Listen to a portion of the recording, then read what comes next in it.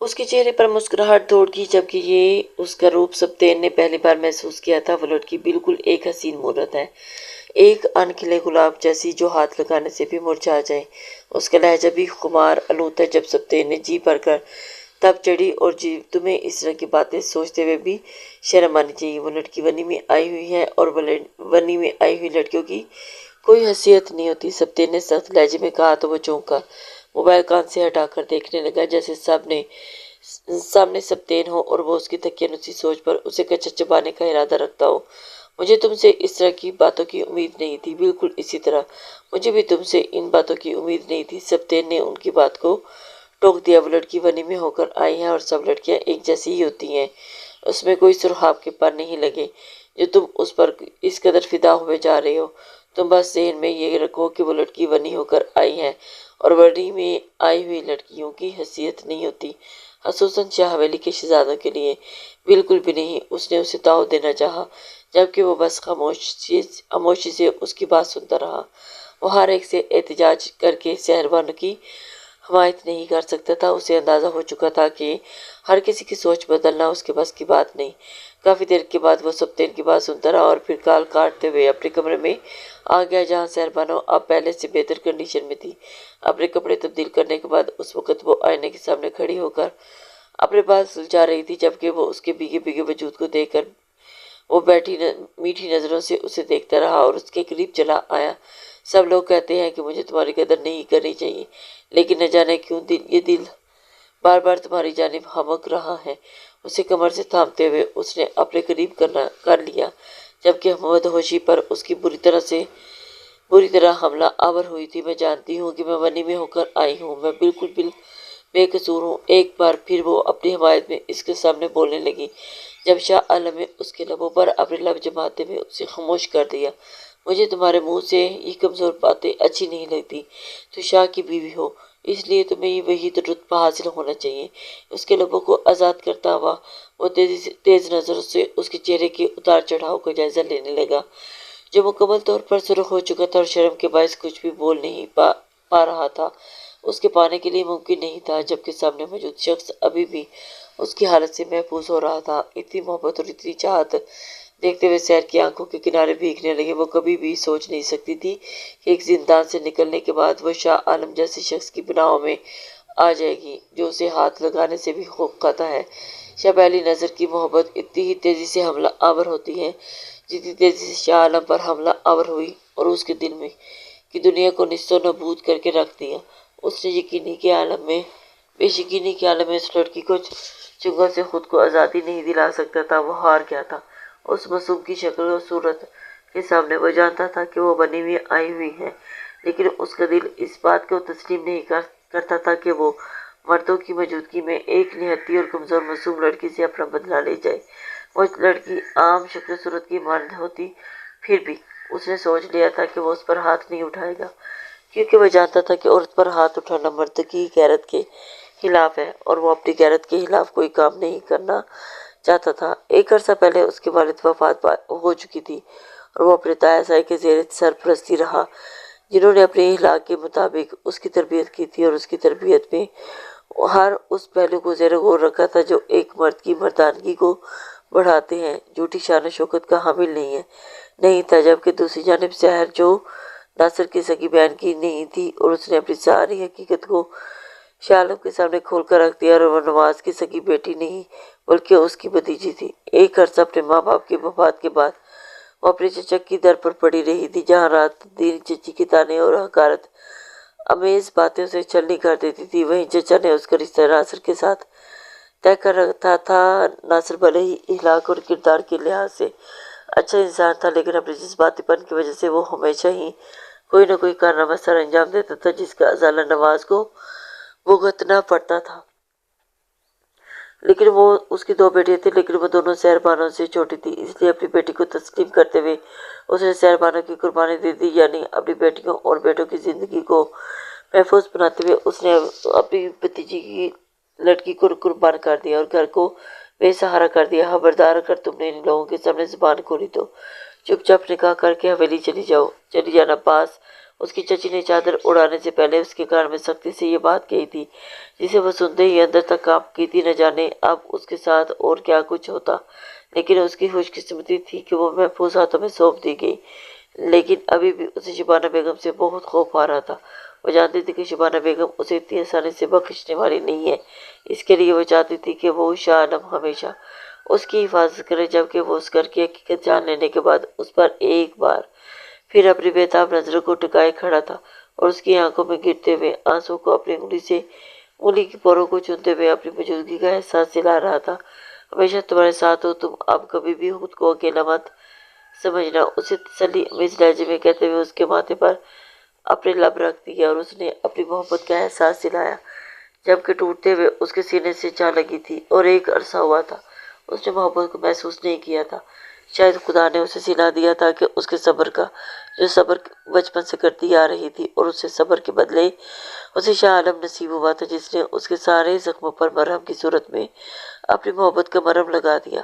اگلے چند دنوں میں اسے اچھی طرح اندازہ ہو چکا تھا کہ شبانہ بیگم اسے کبھی بھی اس گھر میں تسلیم نہیں کریں گی، اور وہی عالم کی محبت اسے جنون کی جانب لے کر جا رہی تھی۔ وہ جانتی تھی کہ اس کے معاملے میں کس قدر جنونی ہو رہا ہے، اور اس کی قربت میں دن رات گزرتے ہوئے وہ کچھ دن زیادہ ہی نکھر گئی تھی، جبکہ اسے اپنی بیوی کے طور پر تسلیم کر لینے کے بعد شاہ عالم اس کی محبت کے ساتھ ساتھ اس کے کردار اور پاکیزگی کا بھی گواہ بن چکا تھا، جبکہ شبانہ بیگم کو یہ ذرا بھی منظور نہیں تھا کہ وہ شاہ عالم کی بیوی کی حیثیت سے اس حویلی پر راج کرتی۔ وہ نہیں چاہتی تھی کہ منی میں آئی ہوئی لڑکی، جو کہ ان کے بیٹے کے قاتل کی بہن تھی، اس گھر پر حکمرانی کرتی، اور وہ کچھ بھی نہیں کر سکتی تھی۔ وہ خود کو بے بسی میں جاتا ہوا نہیں دیکھ سکتی تھی، اسی لیے اس دن موبائل پر آتے ہوئے وہ ٹیرس پر چلی آئی۔ نمبر ڈائل کر کے انہوں نے موبائل کان سے لگا لیا، جبکہ اس کے ذہن میں چلتے ہوئے منصوبوں سے کوئی بھی واقف نہیں تھا۔ میں مر جاؤں گی لیکن میں اسے تسلیم نہیں کروں گی، یہ میرا آخری فیصلہ ہے۔ جبکہ دوسری جانب موجود شخص نے اس کی بے بسی کو محسوس کرتے ہوئے اپنی ہمدردی کا احساس دلایا۔ آپ فکر کیوں کرتی ہیں، میں آپ کے ساتھ ہوں۔ اگر تم میرے ساتھ ہو تو اپنے عمل کے ذریعے مجھے یہ احساس دلاؤ کہ میں اس لڑکی کو مزید اپنے گھر برداشت نہیں کر سکتی۔ حتمی لہجے میں کہتے ہوئے انہوں نے موبائل کان سے ہٹا دیا۔ کال منقطع ہو چکی تھی۔ اب وقت آ چکا تھا اپنے منصوبوں پر عمل کرنے کا۔ انہوں نے سوچ لیا تھا کہ وہ اس لڑکی کو شاہ عالم کے قابل نہیں چھوڑیں گی، اور وہ لڑکی یہ حال کر دیں گی کہ دوبارہ شاہ عالم اسے اپنے منہ لگانے سے پہلے 1000 بار سوچیں گے کہ مردوں کی فطرت سے وہ اچھی طرح سے واقف تھی۔ اسی فطرت کو استعمال کرتے ہوئے انہوں نے اپنے ذہن میں وہ گندا منصوبہ بنا لیا جس کے تحت اس کی زندگی کو تباہ و برباد کرنے والی تھی۔ اس روز بورحیلہ بیگم کے کمرے سے نکلی تو شبانہ بیگم نے انہیں سیڑھیاں اترتے ہوئے دکھائی دی تھی۔ شاہ عالم شاہ سائیں گھر پر نہیں تھے، اور عالم اپنے کمرے میں آؤ نرمی سے کہتے ہوئے وہ اپنے کمرے کی جانب چلی گئی، جبکہ ان کا نرم لہجہ سن کر حیران کھڑی تھی۔ جلدی سے ان کے کمرے کی جانب بڑھی تھی۔ دروازے پر ہلکی سی دستک دیتے ہوئے اس نے آہستگی سے دروازہ کھول دیا، جبکہ شبانہ بیگم نے اس وقت کمرے میں موجود تھی۔ اندر آ جاؤ، آہستہ قدم اٹھاتے ہوئے اس کے سامنے چلی گئی۔ جب انہوں نے اپنے سامنے بیڈ پر بیٹھنے کا اشارہ کیا تو وہ حیرت سے اور بے یقینی سے انہیں دیکھتے ہوئے بیڈ پر بیٹھ گئی، اور ایسا کبھی نہیں ہوا تھا کہ شبانہ بیگم نے اس سے نرمی کا اظہار کیا ہو، لیکن آج وہ خود حیران اور پریشان کھڑی تھی جب انہوں نے نرمی سے اس کے ہاتھ پر ہاتھ رکھ دیا۔ میں ایک ماں ہوں، اور تم جانتی ہو کہ عمیر میرا اکلوتا بیٹا ہے۔ میرے دل کی حالت تم اچھی طرح سے واقف ہو، اسی لیے مجھ سے برداشت نہیں ہو رہا تھا، اور تم جانتی ہو ایک ماں کا دل کس قدر بے تاب ہو جائے گا ایک قاتل کی بہن کو اپنے سامنے دیکھ کر۔ اگر تم سے سختی کر گزری ہوں تو صرف اس لیے کہ تمہارے بھائی نے میرے بیٹے کو مارا ہے۔ شبانہ بیگم نے کہتے ہوئے اپنی آنکھوں سے آنسو صاف کیے، جبکہ وہ افسردگی سے ان کے چہرے کو دیکھتی رہی۔ اور مجھے معاف کر دو بیٹا، لیکن میں تمہارے ساتھ یہ سب کچھ نہیں کرنا چاہتی تھی، انہوں نے کہا تو وہ تڑپ کر رہ گئی۔ آگے بڑھتے ہوئے ان کے دونوں ہاتھوں کو تھام گئی۔ آپ پلیز مجھ سے معافی مت مانگے، آپ بڑی ہیں، میں جانتی ہوں کہ آپ کے ساتھ بہت غلط ہوا ہے، اللہ آپ کے بیٹے کو درجات پر بلند فرمائے۔ نرمی کے ان کے دونوں ہاتھوں کو تھامتے ہوئے وہ انہیں دیکھنے لگی، جبکہ شبانہ بیگم نے افسردگی سے مسکراتے ہوئے اسے دیکھا، اور اس روز وہ ایک بار پھر ان کے جال میں پھنس چکی تھی۔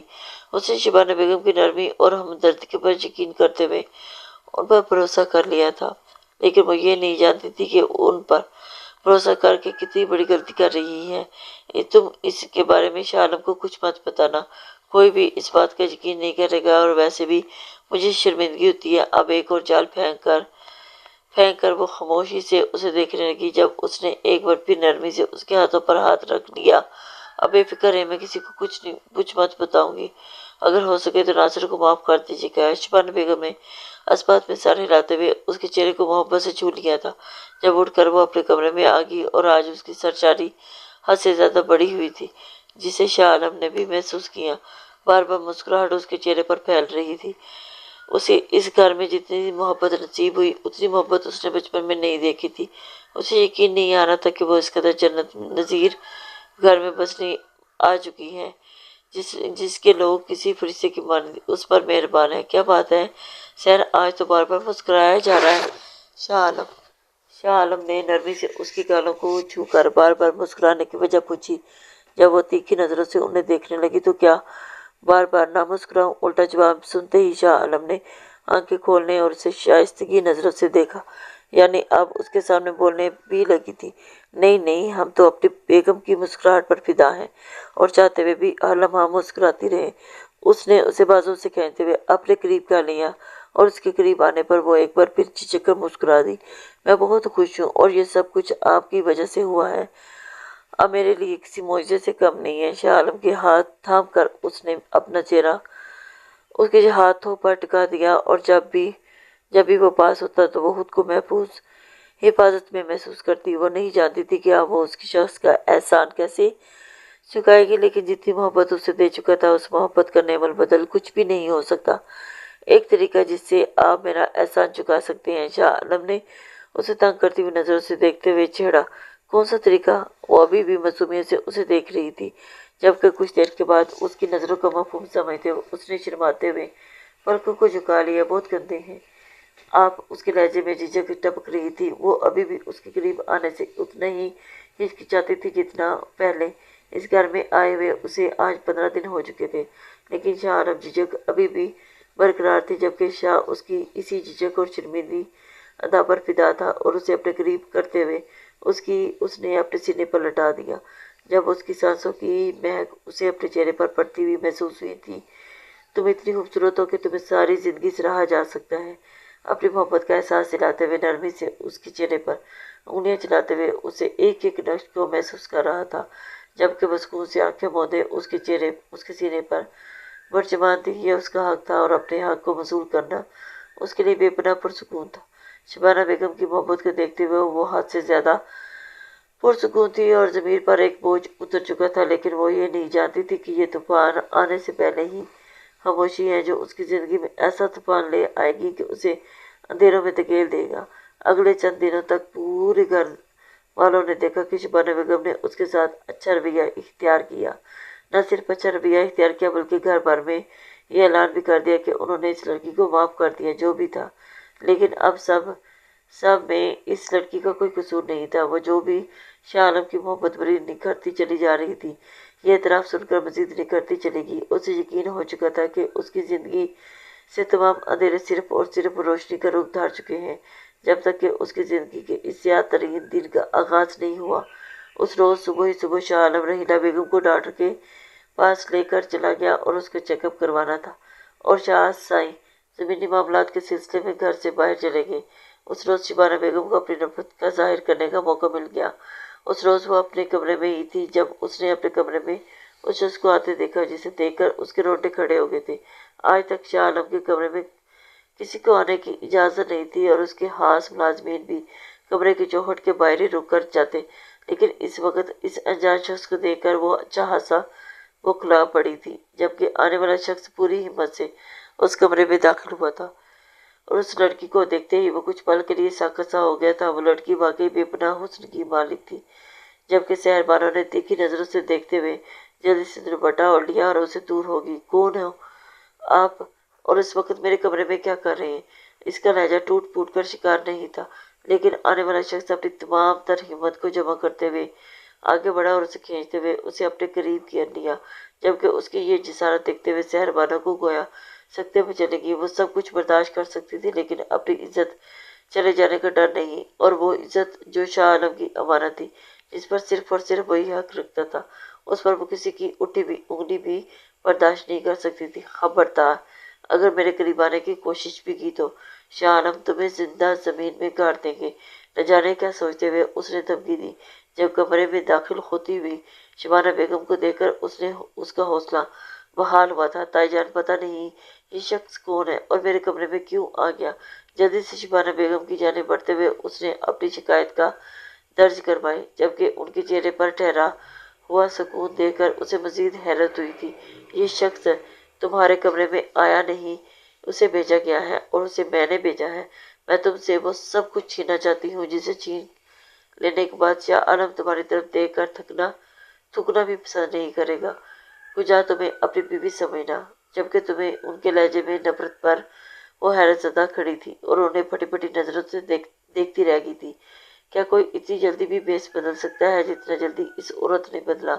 एक औरत होकर अपनी बेटी की उम्र की लड़की के साथ वो सब कुछ करवाने जा रही थी जो किसी भी इज्जतदार और औरत का काम नहीं हो सकता। खुदा के लिए मुझ पर ये जुल्म मत करें। शाह आलम की बीवी हूँ, मैं मिन्नत भरे लहजे में कहते हुए वो शबाना बेगम के सामने गिड़गिड़ाते हुए बैठ गई थी, जबकि उनकी नज़रों में मजीद नफरत बढ़ गई थी। यही तो दुख है कि तुम शाह आलम की बीवी हो। हालांकि तुम्हें ये कहना चाहिए था कि मैं बनी में आई हुई लड़की हूँ जिसे उमैर के कत्ल की बर्दाश्त में यहाँ भेजा गया है, और तुम यहाँ पर मलका बनने की सीने सपने देख रही हो। उन्होंने उसके बालों को मुट्ठी में जकड़ कर लिया और उस शख्स की जानिब फेंक दिया था जिसने आगे बढ़ते हुए अपने गलत इरादों से उसे कंधों से थाम लिया था। वो देखने में कोई मुलाजिम मालूम नहीं हो रहा था, लेकिन वो नहीं जानती थी कि वो आने वाला शख्स कौन है। इस काबिल मत छोड़ना कि आइंदा शाह आलम इसे चार लोगों के दरमियान अपनी बीवी कहना पसंद करे, बल्कि उसे इस हवेली में आने वाली ऐसी रखील बना दो जो ना अपने शोहर की मोहब्बत पर पूरा इतराए और ना ही इस दुनिया में किसी को मुंह के दिखाने के काबिल रह जाए। ये कहते हुए पलटने लगी जब वो चीखते हुए उसे बुला रही थी। खुदा के लिए ताईजान, मुझे माफ़ कर दें। खुदा के लिए मेरे साथ ये सब कुछ मत करें। मैं आपके सामने हाथ जोड़ती हूँ, प्लीज़ मत जाएं। और दरवाजे तक उनके साथ दौड़ती हुई चलेगी, मिन्नत भरे लहजे में रोते हुए कहकर वो किसी को भी कोई काबिल रहम लग रही थी, लेकिन सामने मौजूद शबाना बेगम उस पर जरा बराबर रहम नहीं आ रहा था। उस शख्स ने आगे बढ़ते हुए उसे कमर से दबोचते हुए अपने करीब कर लिया। उस वक्त वो बेबसी की आखिरी हद पर थी, रो रो कर उसका गला बैठ चुका था, लेकिन मुकाबिल को उस पर जरा भी रहम नहीं आया और उसके नाजुक बाजुओं पर अपने मजबूत करीब से वो निशान बना चुका था। फिर उसकी कमर पर बैठ कर धकेलते चला गया और उसके करीब जरा आया। जुल्म की हर हाथ पार करते हुए उसने उसके बाजू और गर्दन पर अपनी सफाकियत के निशान छोड़ दिए, और उस रोज उसने शिद्दत से शाह आलम को याद किया था। वो अपनी हर धड़कन के साथ उसे पुकार रही थी, न जाने क्यों।